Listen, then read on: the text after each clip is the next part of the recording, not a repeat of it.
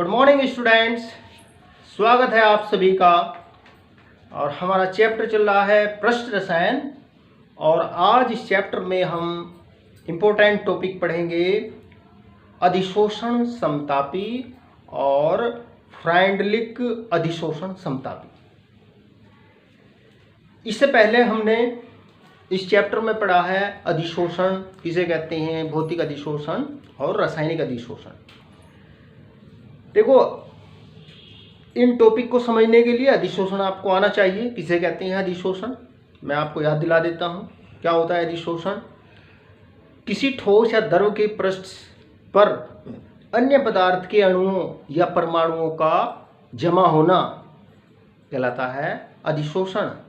किसी ठोस या द्रव के पृष्ठ पर अन्य पदार्थों के कणों यानी कि अणुओं और परमाणुओं का जुड़ना या जमा होना क्या कहलाता है? अधिशोषण। और जिन पदार्थों के अणु पृष्ठ पर जुड़ते हैं या पृष्ठ पर जमा होते हैं उन्हें क्या बोलते हैं? उन्हें बोलते हैं अधिशोष्य। पृष्ठ पर जुड़ने वाले अणुओं को या परमाणुओं को क्या बोलते हैं? अधिशोष्य, एडजोर्बेट। और जिस पृष्ठ पर अणु जुड़ते हैं उस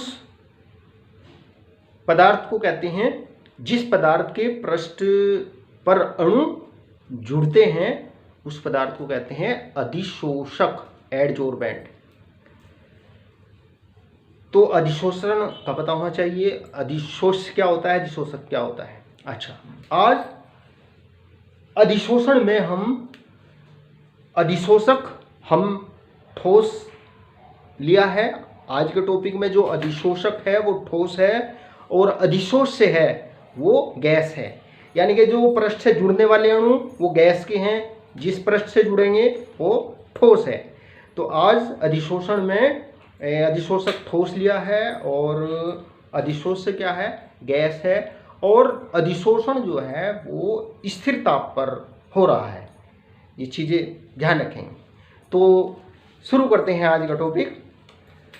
अधिशोषण समतापी क्या होता है? अधिशोषण समतापी अधिशोषक द्वारा अधिशोषित गैस की मात्रा में स्थिर ताप पर दाब के साथ परिवर्तन एक वक्र के माध्यम से व्यक्त किया जा सकता है, जिसे अधिशोषण समतापी कहते हैं। देखो, इसमें यह कहा गया है कि निश्चित ताप पर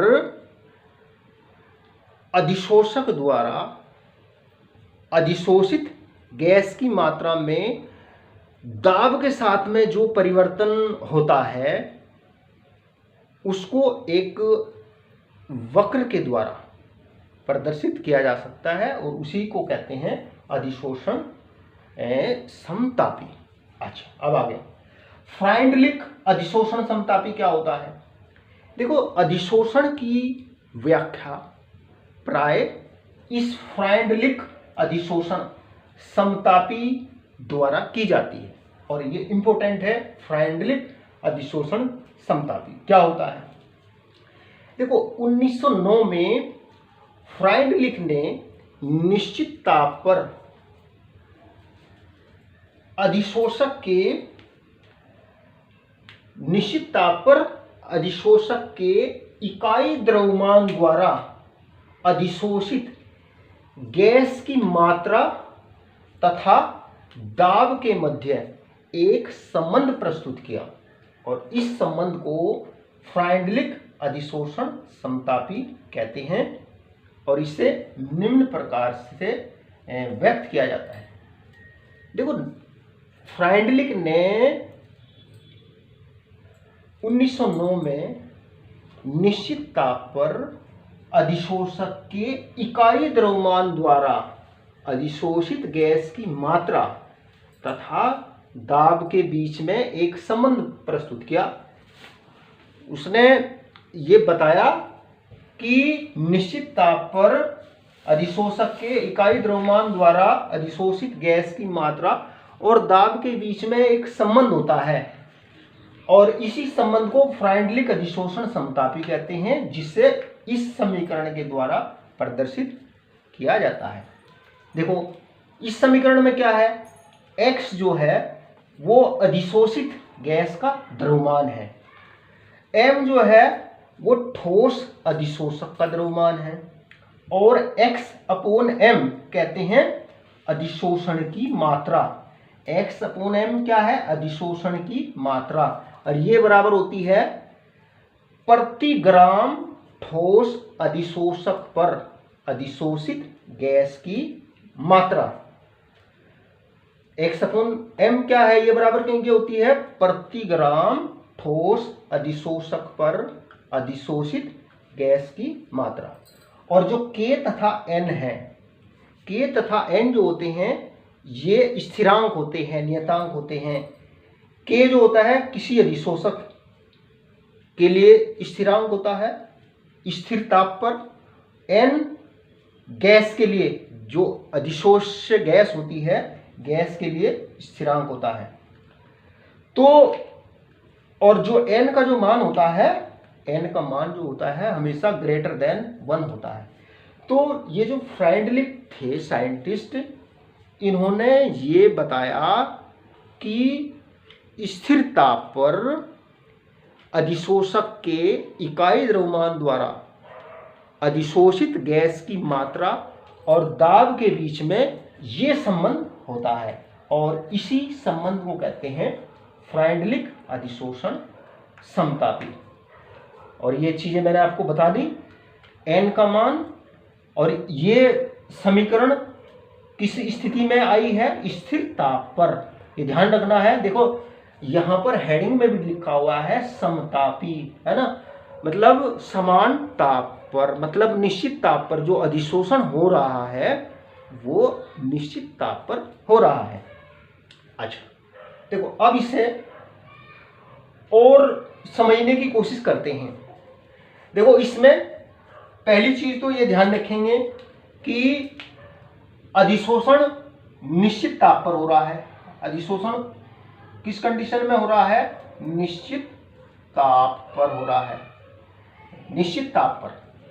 और अधिशोषण में जो अधिशोषक है वो क्या है, ठोस है। मान लो देखो ये एक अधिशोषक है, ये क्या है, अधिशोषक, ये है अधिशोषक।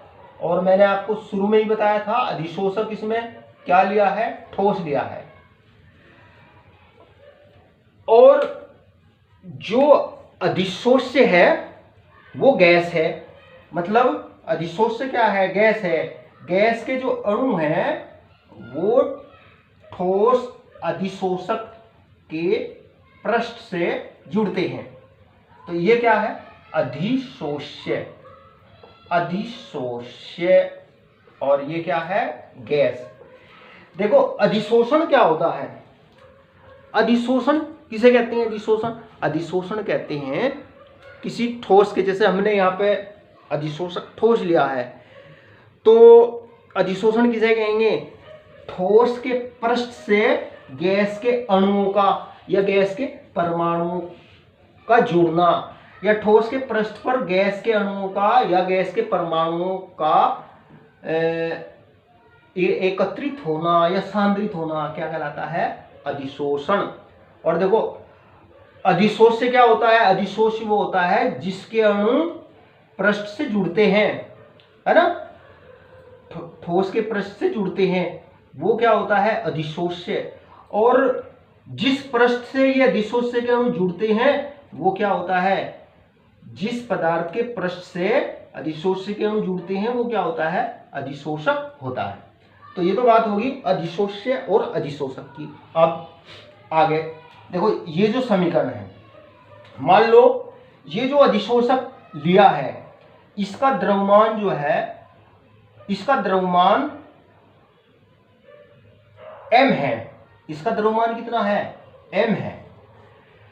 और जो अधिशोष्य गैस है इसकी मात्रा जो है वो x है, x, और इसका द्रव्यमान कितना है, m है। मतलब m ग्राम अधिशोषक, अगर ग्राम में कहें m ग्राम अधिशोषक x ग्राम गैस को अधिशोषित करता है। तो जो अधिशोषण की मात्रा होगी, अधिशोषण की मात्रा को x अपॉन m के द्वारा प्रदर्शित करेंगे।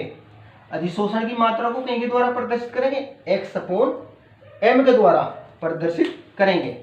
तो देखो इसमें ये चीज कही गई है कि अधिशोषक के इकाई द्रव्यमान द्वारा अधिशोषित गैस की मात्रा तथा दाब के मध्य ये संबंध होता है। इसका मतलब ये होता है जो अधिशोषित गैस की मात्रा है, अधिशोषित गैस की मात्रा, ये अधिशोषित गैस की मात्रा और ये जो गैस अधिशोषित होती है इसके दाब में, P क्या है? दाब। अधिशोषित गैस की मात्रा, अधिशोषक के इकाई द्रव्यमान द्वारा अधिशोषित गैस की मात्रा और दाब में ये संबंध होता है। यानी कि ये क्या है? अधिशोषित गैस की मात्रा बराबर होती है, देखो ये K एक स्थिरांक है, K क्या है? एक स्थिरांक है। यानी कि इसका मतलब क्या होगा? यानी कि अधिशोषक के इकाई द्रव्यमान द्वारा अधिशोषित गैस की जो मात्रा होती है ना, अगर इसे यहां से हटा दे, समानुपाती चिन्ह लगा दे, तो x अपॉन m समानुपाती P अपॉन 1 अपॉन n। यानी कि अधिशोषित गैस की जो मात्रा होती है ना, वो दाब की 1/n पावर के समानुपाती होती है। तो ये था फ्राइडलिक अधिशोषण समतापी। ये जो समीकरण है ये, और देखो x अपॉन m को क्या कहते हैं? अधिशोषण की मात्रा। तो देखो इसे हम इस तरीके से भी बोल सकते हैं कि फ्राइडलिक ने निश्चित ताप पर, टेम्परेचर तो समान रहता है, निश्चित ताप पर अधिशोषण की मात्रा और दाब के बीच में एक संबंध प्रस्तुत किया। और इसी, देखो क्या बोला मैंने? निश्चित ताप पर अधिशोषण की मात्रा और दाब के बीच में एक संबंध प्रस्तुत किया, और इसी संबंध को कहते हैं फ्राइडलिक अधिशोषण समतापी। और इस संबंध को इस समीकरण के द्वारा प्रदर्शित करते हैं। स्थिर ताप पर, है ना, x अपॉन m, x अधिशोषित गैस का द्रव्यमान, और m क्या है? ठोस अधिशोषक का द्रव्यमान, x अपॉन m अधिशोषण की मात्रा बराबर प्रति ग्राम ठोस अधिशोषक पर अधिशोषित गैस की मात्रा। और किसी अधिशोषक, जो ये K तथा N है, ये स्थिरांक है, इनका मान जो होता है, K का मान अधिशोषक की प्रकृति पर निर्भर करता है, N का मान गैस की प्रकृति पर निर्भर करता है, स्थिर ताप पर। तो ये बात हुई फ्राइडलिक अधिशोषण समतापी, है ना। ये जो समीकरण है यही कहलाती है फ्राइडलिक अधिशोषण समतापी। अच्छा, आगे देखो, जब हम ये जो अधिशोषण की मात्रा है और ये क्या है? P, दाब, जब अधिशोषण की मात्रा और दाब P के बीच में ग्राफ खींचते हैं तो एक वक्र प्राप्त होता है, जिसे, उस वक्र को कहते हैं फ्राइडलिक अधिशोषण समतापी वक्र। आगे आएगा, जब अधिशोषण की मात्रा यानी कि x अपॉन m और गैस के दाब के बीच में वक्र खींचते हैं तो प्राप्त जो ग्राफ होता है या जो वक्र होता है उसे कहते हैं फ्राइडलिक अधिशोषण समतापी वक्र। और इस फ्राइडलिक अधिशोषण समतापी वक्र को समझने से पहले तीन बातें आपको ध्यान रखनी है। वो तीन बातें ध्यान रखेंगे तो ये जो फ्राइडलिक अधिशोषण समतापी वक्र है वो अच्छे से आपकी समझ में आएगा। तो वो तीन बातें कौन सी हैं अभी देखते हैं। इसको उतार लीजिए पहले।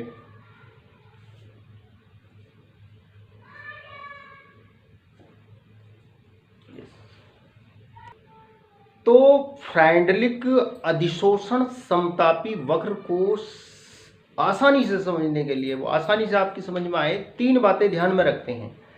पहली बात तो ये ध्यान में रखते हैं कि बहुत कम दाब पर, यानी कि बहुत कम दाब पर, यानी कि जब दाब बहुत न्यून हो, है ना, बहुत कम दाब पर, बहुत कम दाब पर जो n का मान है, n का मान 1 होता है, n का मान 1 होता है, तो जो अधिशोषण समतापी है, अधिशोषण समतापी क्या है, अधिशोषण समतापी है x अपोन m बराबर k p की पावर 1 बटा n। तो बहुत कम दाब पर n का मान 1 होता है, n का मान कितना हो गया, 1 हो गया।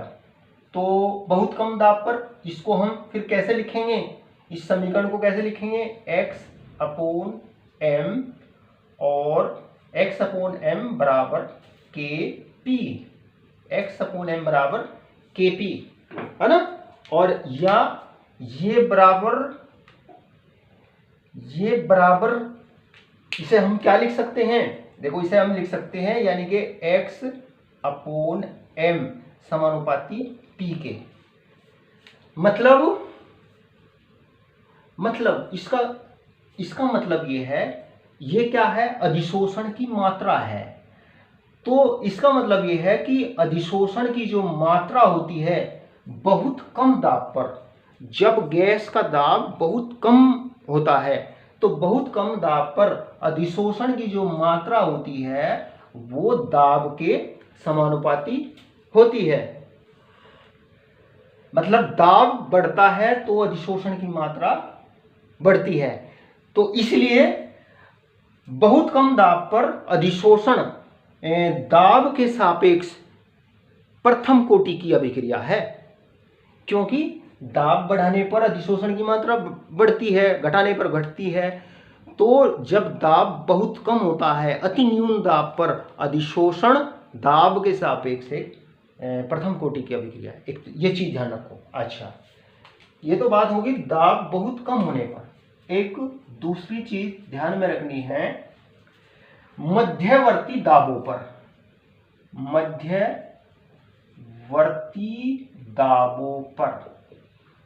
मध्यवर्ती दाबों पर यानी कि जब दाब न कम हो न अधिक हो, जब दाब न कम हो न अधिक हो, मध्यवर्ती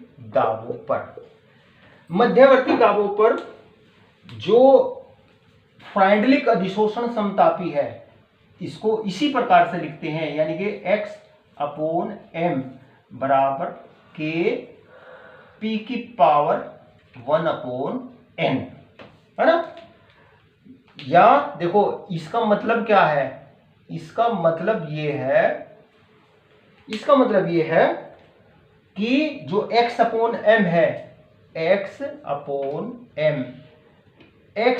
m जो है k की जगह समानुपाती चिन्ह लगा दीजिए, p की पावर 1 बटा n।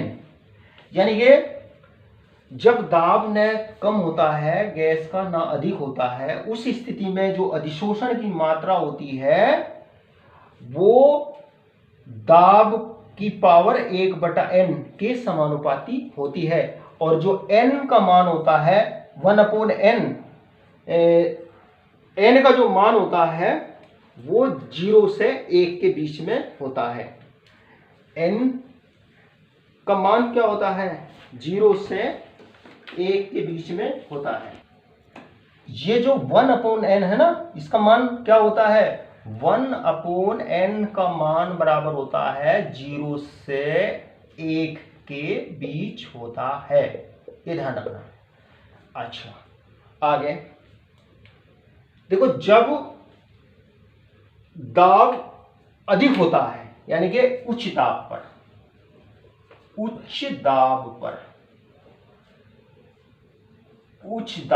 जब गैस का दाब बहुत ज्यादा होता है, उस स्थिति में उस स्थिति में n का जो मान होता है ना, उस स्थिति में n का मान होता है 0। तो यानी कि ये जो समीकरण है फ्राइंडलिक अधिशोषण समतापी, यानी कि x अपॉन m बराबर के p की पावर 1 अपॉन n, p की पावर 1 अपॉन m, तो n का मान हो गया 0, यानी कि ये बराबर कहीं के हो गया, देखो इसे इस तरीके से लिखते हैं, x अपॉन m के बराबर k और p की पावर ये हो गया 0, यानी कि ये बराबर क्या हो गया,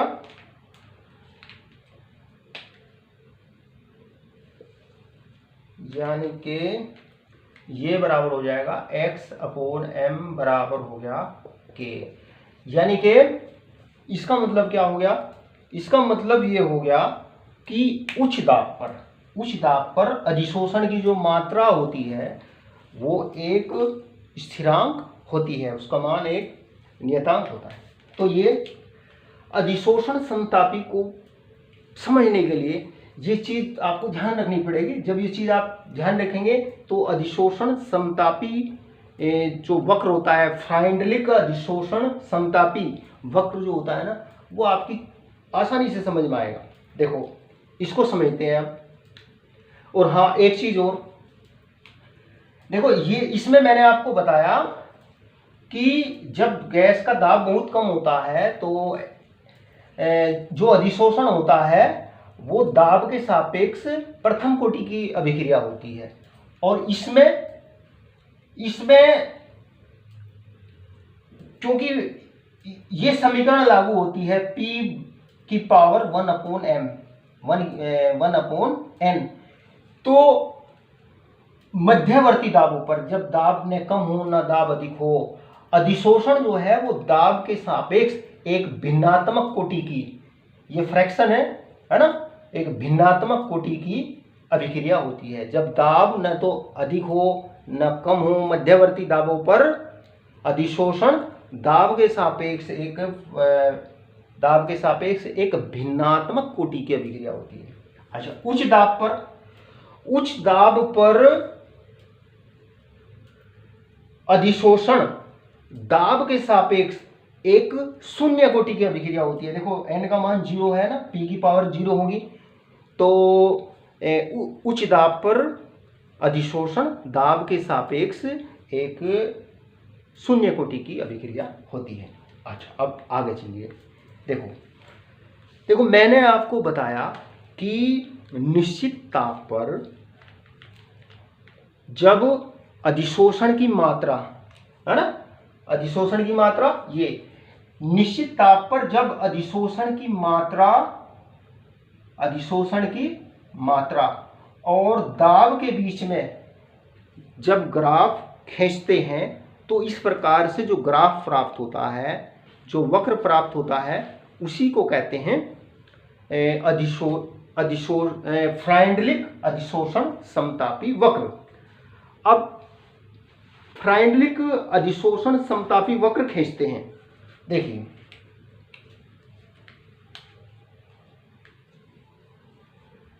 फ्राइंडलिक अधिशोषण समतापी वक्र खींचते हैं। देखो ये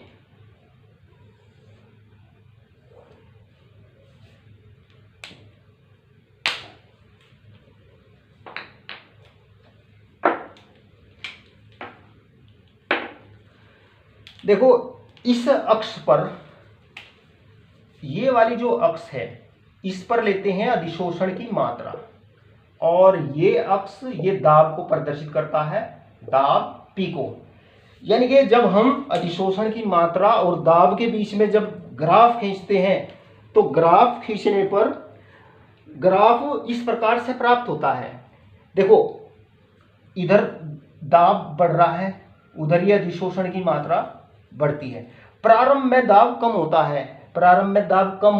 है तो अधिशोषण की जो मात्रा होती है वो कम होती है।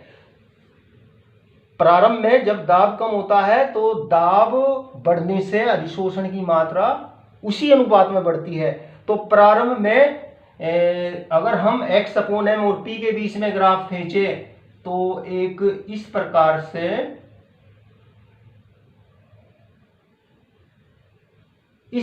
से एक सीधी रेखा प्राप्त होती है ना। देखो यहां पर लिखा ना बहुत कम दाब पर जो अधिशोषण की जो मात्रा है ये क्या आ रहा है, दाब की समानुपाती आ रही है, यानी कि दाब बढ़ाएंगे तो अधिशोषण की मात्रा बढ़ती है। तो उसी अनुपात में, जिस अनुपात में दाब बढ़ाते हैं ये मात्रा बढ़ती है। इसलिए निम्न दाब पर अधिशोषण की मात्रा और दाब के बीच में जब ग्राफ खींचते हैं ना तो ऐसे एक सीधी रेखा प्राप्त होती है। अच्छा, अब मध्यम दाबों पर जब दाब न कम हो न अधिक हो,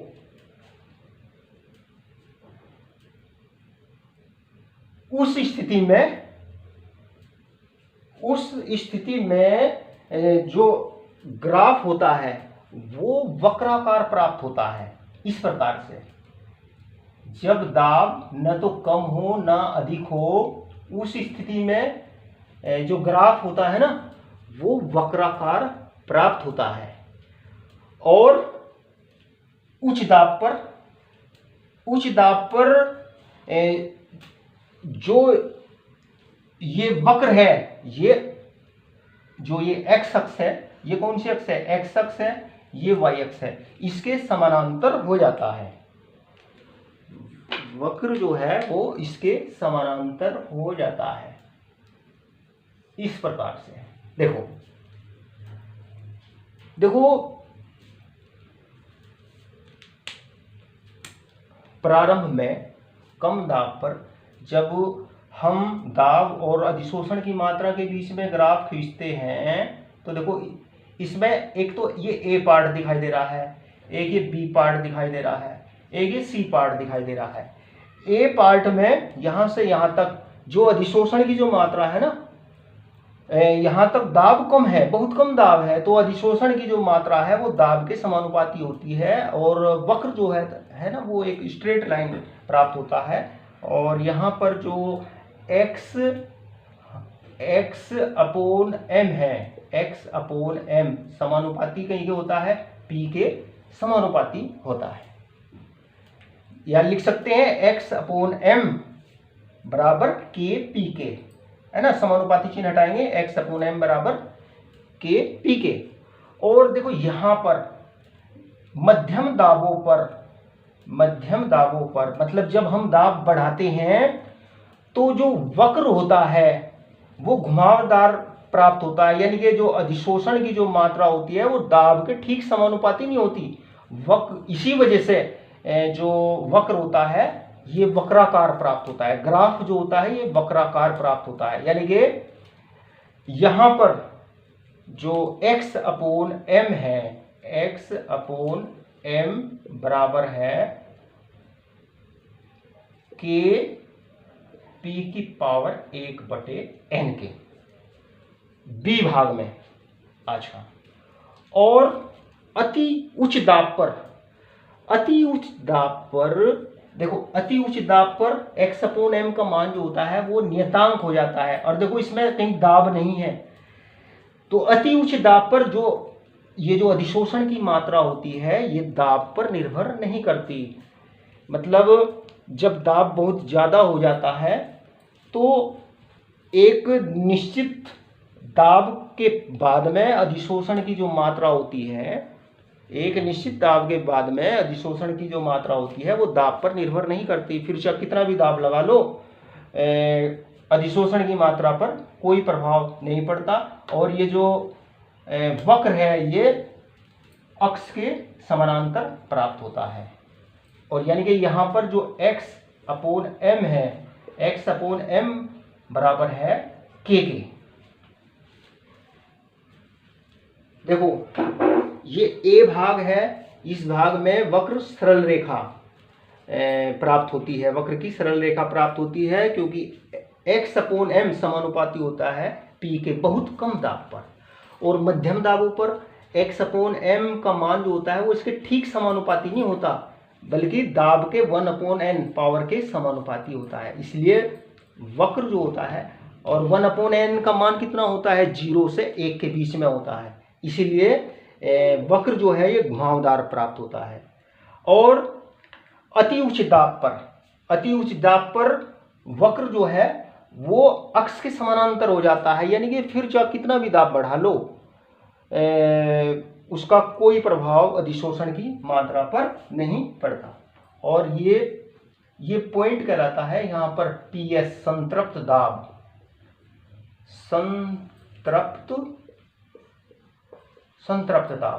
यानी कि इस दाब के बाद में चाहे कितना भी दाब बढ़ाया जाए, दाब का अधिशोषण की मात्रा पर कोई प्रभाव नहीं पड़ता। और ये ग्राफ हमने किस कंडीशन में खींचा है, निश्चित ताप पर, है ना, निश्चित ताप पर, यानी कि जब हम निश्चित ताप पर अधिशोषण की मात्रा और गैस के दाब के बीच में ग्राफ खींचते हैं तो इस प्रकार का वक्र प्राप्त होता है। और ये वक्र ये कहलाता है फ्राइडलिक अधिशोषण समतापी। देखो ये जो फ्राइडलिक अधिशोषण समतापी वक्र है ये कहलाता है फ्राइडलिक अधिशोषण समतापी वक्र। और ये जो वक्र है ये दर्शाता है कि निश्चित ताप पर अधिशोषण की मात्रा पर दाब बढ़ाने का क्या प्रभाव पड़ता है। तो देखो ये हो गया फ्राइडलिक अधिशोषण समतापी वक्र, और मैं समझता हूं ये आपकी समझ में आ गया होगा। अच्छा, अब आगे बढ़ते हैं। देखो फ्राइडलिक अधिशोषण समतापी क्या है, फ्राइडलिक अधिशोषण समतापी है x/m बराबर k p⁴1/n। ये अधिशोषण समतापी है ना। देखो अगर हम इसका दोनों तरफ से, इस समीकरण का दोनों तरफ से लॉग लें तो लॉग लेने पर क्या होगा, लॉग ये हो जाएगा x/m बराबर log k, है ना, p⁴1/m, है ना। और हमें पता है जो जैसे मान लो log m इंटू n होता है ना, ये बराबर होता है log m plus log n के। तो उसी प्रकार से इसे हम लिख सकते हैं log x/m बराबर log k प्लस, अब देखो ये पावर ऊपर आ जाएगी 1/n log p के, है ना। ये समीकरण आ गई। देखो ये जो समीकरण है ये समीकरण सरल रेखा समीकरण y बराबर mx प्लस c के समान है। ये समीकरण सरल रेखा समीकरण y बराबर mx प्लस c के समान है। देखो ये log x/m जो है इसको y अक्ष पर प्रदर्शित करते हैं, और ये जो log p है ना, log p इसको x अक्ष पर प्रदर्शित करते हैं, और ये जो m है ये ढाल है 1/n के बराबर होता है, और ये जो c है ये log k को प्रदर्शित करता है। तो जब हम ग्राफ खींचते हैं, क्योंकि ये सरल रेखा समीकरण के समान है, तो जब हम x/m और log p के बीच में ग्राफ खींचते हैं तो ग्राफ खींचने पर देखो इस प्रकार से ग्राफ प्राप्त होता है।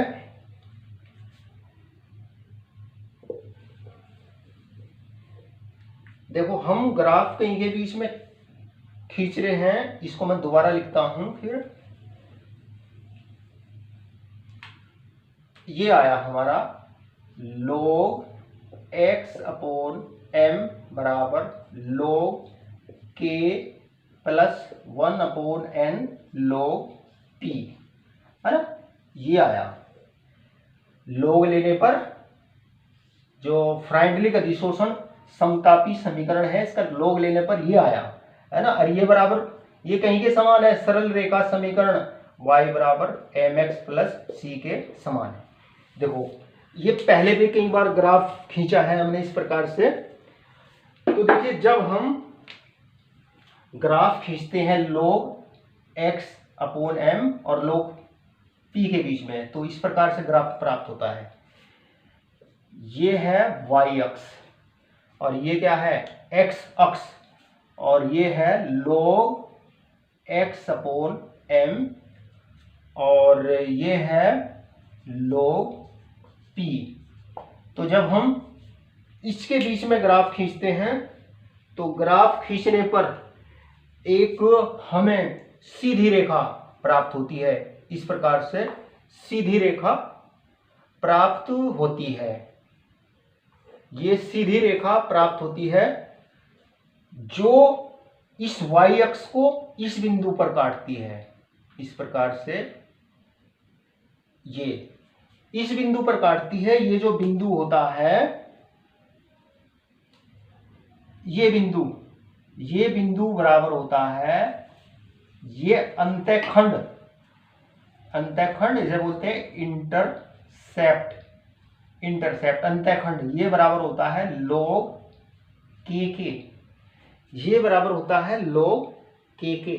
और ये जो यानी कि जब हम log x अपॉन m और log p के बीच में ग्राफ खींचते हैं ना, तो ये सीधी रेखा प्राप्त होती है जो y अक्ष पर जहां पर काटती है वो अंतःखंड यहां से 0 से लेकर के यहां तक ये log k के बराबर होता है। और इस सरल रेखा का जो ढाल होता है 1 अपॉन n के बराबर होता है। 1 अपॉन n क्या है, ये बराबर है ढाल, है ना। और ढाल कैसे निकालेंगे, देखो इस प्रकार से ये है थीटा, है ना।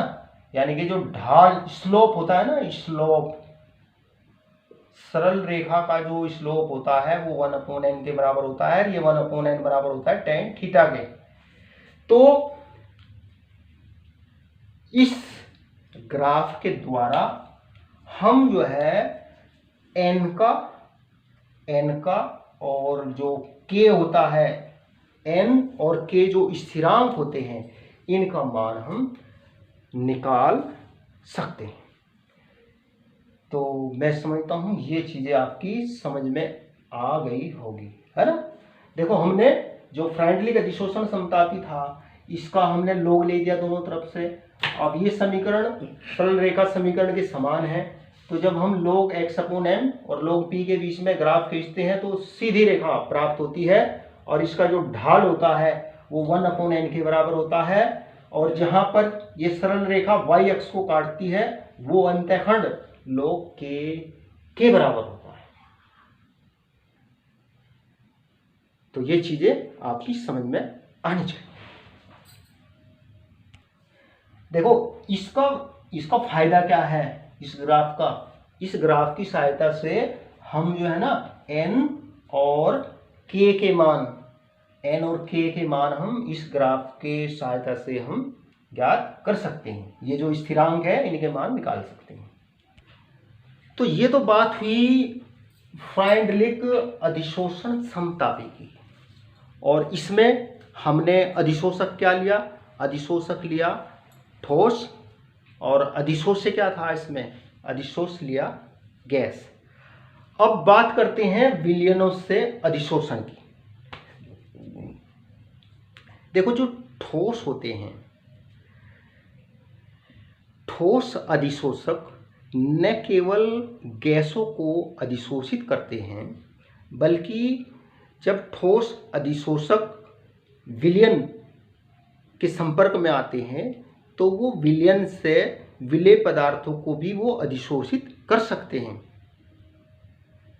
जो ठोस अधिशोषक होते हैं वो न केवल गैसों को अधिशोषित करते हैं, बल्कि वो विलयनों से जो विलेय पदार्थ होते हैं उनको भी वो अधिशोषित कर सकते हैं।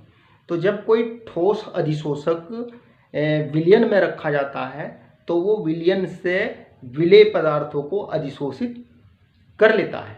देखो जैसे इसका उदाहरण, जब चारकोल को एसिटिक अम्ल के विलयन में रखा जाता है तो जो एसिटिक अम्ल की जो सांद्रता होती है वो घट जाती है, क्योंकि जो चारकोल होता है वो एसिटिक अम्ल को अपने पृष्ठ पर अधिशोषित कर लेता है ना। इसी प्रकार से जब चीनी को परिष्कृत करते हैं ना, तो चीनी के विलयन में से रंगीन पदार्थों को हटाने के लिए उसमें चारकोल उसमें मिलाते हैं। तो जो चारकोल होता है वो जो रंगीन पदार्थ होते हैं वो उनको अधिशोषित कर लेता है। तो ये जो फ्राइंडलिक अधिशोषण समतापी है, फ्राइंडलिक अधिशोषण समतापी ये विलयनों में अधिशोषण पर भी ये लागू होता है। फ्राइंडलिक जो अधिशोषण समतापी है क्या है, ये x/m बराबर Kp⁴n है। तो ये जो अधिशोषण समतापी है ये विलयनों पर भी लागू होता है। और इसमें एक बात ध्यान रखते हैं कि जब इसको विलयनों पर लागू करते हैं तो P की जगह सांद्रता रखते हैं C। तो यानी कि हम इसे इस प्रकार से प्रदर्शित करते हैं x/m बराबर Kc⁴1/n। यानी कि जो दाब है वो सांद्रता के द्वारा विलयन में विलेय की सांद्रता के द्वारा ये C/1/m है। तो जो विलयन होते हैं, जब विलयनों में अधिशोषण पर इस फ्राइंडलिक अधिशोषण समतापी को लागू करते हैं तो फिर इसे इस प्रकार से रखते हैं x/m बराबर Kc⁴1/n,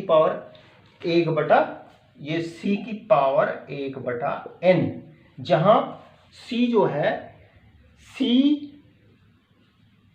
क्या है, C है विलयन में विलेय की सांद्रता, विलयन में विलेय की सांद्रता। और ये कब है, अधिशोषण पूर्ण होने पर, अधिशोषण पूर्ण होने पर। और x क्या होगी, x है अधिशोषित विलेय का द्रव्यमान, है ना, अधिशोषित विलेय का द्रव्यमान। और ये m क्या है, m है अधिशोषक का द्रव्यमान। और k और n क्या होते हैं, ये नियतांक होते हैं। तो अधिशोषण जो समतापी होता है उसको विलयनों में अधिशोषण जो होता है उस पर भी लागू होता है, उन पर भी। उस स्थिति में दाब के स्थान पर सांद्रता को रखा जाता है ना। और देखो इसी प्रकार से जैसे हमने ये इस प्रकार से लॉग लेकर के ये ग्राफ खींचा, इसका अगर हम लॉग ले, log x/m बराबर log k plus 1/m log c, तो इसी प्रकार से हम log x/m और ये सांद्रता c के बीच में ग्राफ खींच सकते हैं। तो ग्राफ खींचने पर एक सीधी रेखा प्राप्त होती है। तो प्यारे विद्यार्थियों, मैं समझता हूं कि आज का जो ये टॉपिक है ये आपकी समझ में आया है। अगर वीडियो अच्छा लगे तो लाइक करना। आज के इस वीडियो में इतना ही। Thank you.